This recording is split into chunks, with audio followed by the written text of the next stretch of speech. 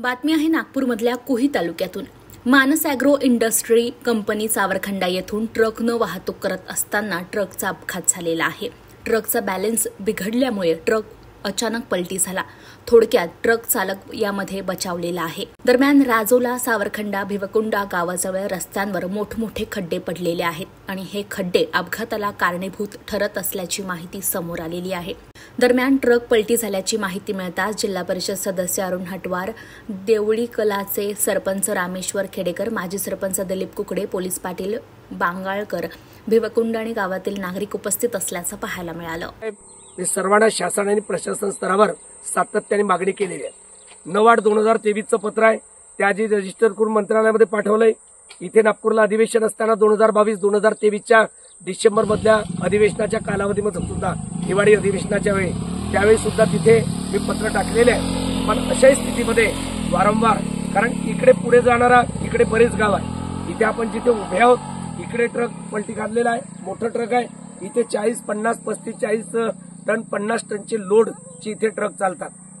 मानस agro industry सावरखंड्याला आहे, इथून आपण जिथे उभे आहोत इथून ते साधारणतः एक 5 किलोमीटरला ती कंपनी आहे। आणि अशा स्थितीमध्ये भरून येणारा कोळसा आपण पाहतोय, 16-18 टायरचे ज्याला आपण म्हणतोय, तर ते ट्रक इथे येतात, मोठं ओव्हरलोड असते। आणि येणारे इकडे जे पुढे गाव आहेत, राजोरा असेल, बोरी असेल, आवरमारा असेल, मसली उमरी, दामणी पवणी किंवा इतर जी गावं असतील, मोठ्या प्रमाणात चालणारी वाहतूक आहे। सोबतच कंपनीची जी जड वाहतूक आहे, आधीची आपण पाहतोय तर आवरमारा असेल, राजोला कडेरी खुर्च, रेतीघाट असेल, ती सर्व वाहतूक याच भागामधून याच मार्गाने होते।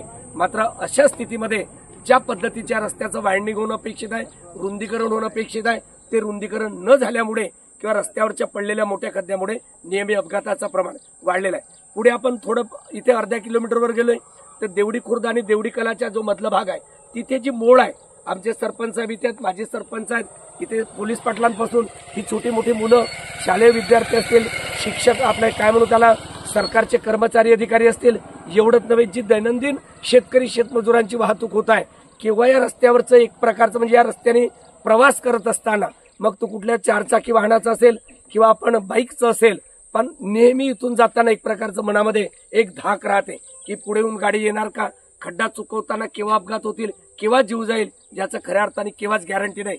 पुढचं जो आपण अर्ध्या किलोमीटरचा मला विषय घ्यायचा होतं, तिथे जे बॅरिकेड सारखं साईडला लागलेलं आहे, रोडच्या गार्ड लागलेला आहे, पण तिथे आपण पाहत आहे मागच्या वेळी कंपनीचं एक ट्रक कोळशाचं उलटलंय, त्यावेळी त्या ड्रायव्हरचं तिथे जागेवर ऑन स्पॉट जीव गेला।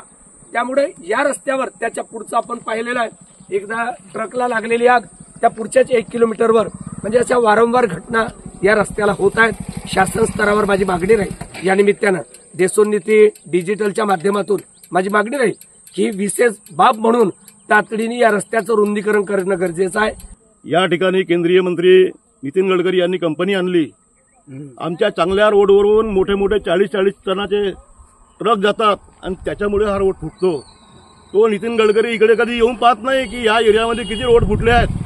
त्याच्या या एरियामध्ये 8 ते 10 कंपन्या आहेत पूर्ण आमच्या महाराष्ट्रामध्ये किंवा विदर्भामध्ये। या उदाहरण घ्या, बेलाच्या परिसरामध्ये जा, संपूर्ण रोड फोडून ठेवल्यात। कोण फोडले आहेत? नितीन गडकरीच्या ट्रकनं फोडले आहेत। आणि हे जे रोड फुटले असतील तर नितीन गडकरीच्या ट्रकमुळे फुटले आहे।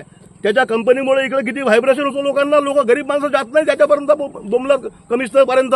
ही परिस्थिती आहे सांगत्या देशामध्ये की मी या देशाचा म्हणजे नागपूर जिल्ह्याचा कार्यकर्ता आहे म्हणून। अरे नागपूर जिल्ह्यासाठी काय आहे? काहीच नाही, संपूर्ण देशामध्ये सांगताय 17 गाई 18 गोऱ्या, घरी त्याच्या एकही गाई नाही आहे। अशा प्रकारचा नितीन गडकरी आहे, तो लोकांना चुत्या बनवून फक्त पता घेऊ शकते, हे लोकांच्या लक्षामध्ये आलं आहे मित्रांनो। आणि म्हणून मला सांगायचं आहे, अरुणजी, आता कोटगावाच्या त्या पुलाचं भूमिपूजन झालं आहे, या रोडला याचा रुंदीकरण करणं फार गरजेचं आहे। तो जो तुमचा उपमुख्यमंत्री देवेंद्र फडणवीस आहे, त्याला काही घेणं देणं नाही याच्याशी, त्याला फक्त एकच घेणं देणं आहे, कोणाला जिरवाची आणि कोणाला मुरबाची, एवढीच त्यांना अकल शिकवली आहे। संपूर्ण महाराष्ट्रामध्ये संपूर्ण भारतीय जनता पार्टी जर खराब केली असाल आणि या लोकसभेमध्ये जो रिस्पॉन्स भेटत नाही याच्या कारण जर कोणी असेल तर हा तुमचा देवेंद्र फडणवीस आणि हे दोघं साधलेले आहेत, कोणी नितीन गडकरी आणि तुमचा कोण फडणवीस। अरे गरीब लोक या रोडवर जातात, लहान लहान पोरं शाळेमध्ये जातात, फार वाईट अवस्था या रोडची, याचं रुंदीकरण केलं पाहिजे लवकरात लवकर। म्हणून मी बोलतोय पोट तिरकीनं, एवढंच मला सांगायचं आहे।